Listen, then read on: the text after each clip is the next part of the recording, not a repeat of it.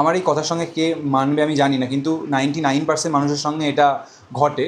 সেটা হচ্ছে আমাদের জিভের সঙ্গে আমাদের শরীরের কিন্তু সবথেকে বড় শত্রুতা আছে। মানে দুনিয়ার সবথেকে বড় যদি কেউ শত্রু হয় সেটা হচ্ছে আমাদের জিভের সঙ্গে শরীরের। একই জায়গায় থাকে, একই সঙ্গে থাকে, কিন্তু তারপরেও আমাদের শরীরের সঙ্গে জিভের শত্রুতা। কেন এই কথাটা আমি বলছি? 99% মানুষের ক্ষেত্রে যেটা হয়, যে খাবারটা, যে সুন্দর খাবারটা আমাদের জিভকে ভালো লাগে, আমাদের জিভের স্বাদকে ভালো লাগে, সেই খাবারটা আমাদের শরীর ভালো লাগে না, শরীরের অপছন্দ খাবার। আবার যে খাবারটা শরীরের সবথেকে পছন্দকর খাবার, সেই খাবারটা আবার জীবের সবথেকে অপছন্দ খাবার। আমরা যদি ধরে নিই, সুন্দর সুন্দর মিষ্টি, জিলাপি থেকে শুরু করে বিভিন্ন মিষ্টি, মাটন, স্পাইসি খাবার, KFC, burger, pizza, cold drink, কত সুন্দর সুন্দর খাবার আছে পৃথিবীতে। সেই খাবারগুলো আমাদের শরীরের একদম পছন্দ না।